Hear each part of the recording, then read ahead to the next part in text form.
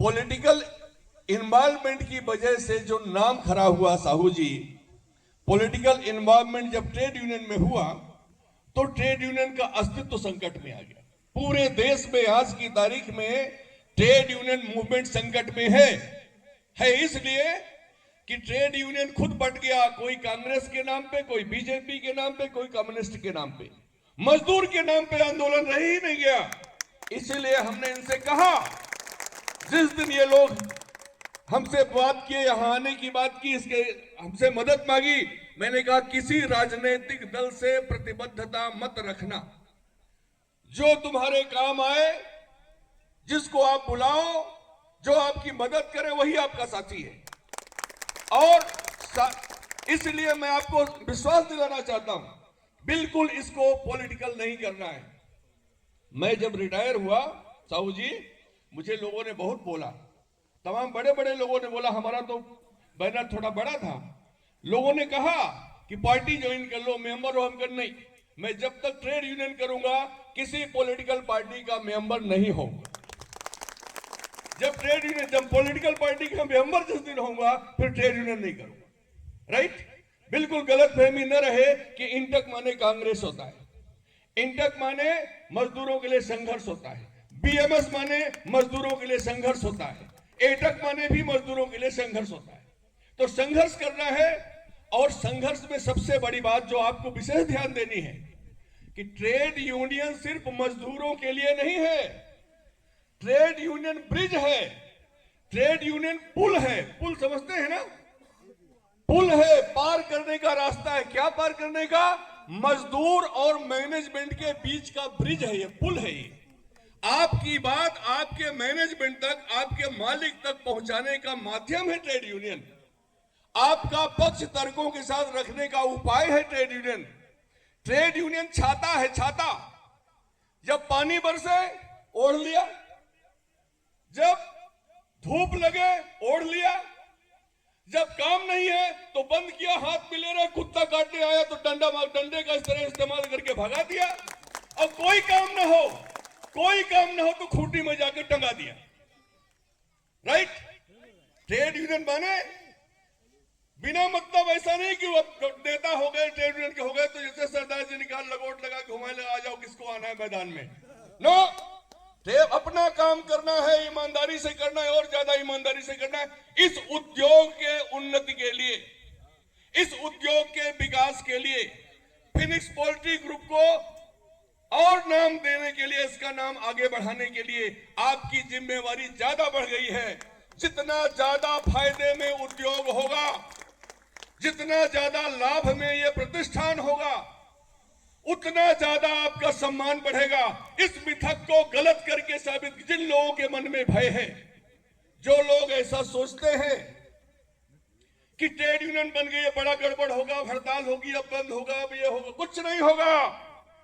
इन सब से हमारी बात हुई, ऐसा कुछ नहीं होने वाला है। ऐसा कोई काम न खुद करना है, न किसी को करने देना है। किसी बाहर वाले के बहकावे में भी नहीं आना है कि जल्द निपटा दो। निपटाने की बात जिस दिन इस उद्योग को करोगे, उस दिन आप अपने आप निपट जाओगे, अपने अपने घर चले जाओगे। इसलिए आपका काम है, आपकी ड्यूटी है ये कि आप अपने उद्योग को आगे बढ़ाएं। मीटिंग चल रही भैया। आप अपने उद्योग को आगे बढ़ाएं और मेहनत करें। अगर एक दिन में कोई आदमी 200 अंडे इकट्ठा करता है तो सोचो 250 करूंगा। और रही बात अधिकारों की, कर्तव्यों से हम अधिकारों की ओर चलेंगे। कहते खुदी को कर बुलंद इतना कि हर तदबीर के पहले खुदा बंदे से ये पूछे, बता तेरी रजा क्या है। आप अपनी स्थिति ऐसी निर्मित कर लो, उद्योग के अंदर अपनी जगह ऐसी बना लो कि आपको कुछ मांगना न पड़े, आपके नियोक्ता अपने आप दे दे। गौरा बहन जी, सुमित कालिया जी बहुत सहृदय व्यक्ति हैं, लेकिन आपका उनके बीच में सीधा संवाद नहीं होता रहा है। अब इस मंच के माध्यम से, इस संगठन के माध्यम से सीधा संवाद होगा, तो बीच के लोगों की वजह से जो आपको असुविधाएं होती थी वो बंद हो जाएगी। आप देखना, बड़ा आराम हो जाएगा।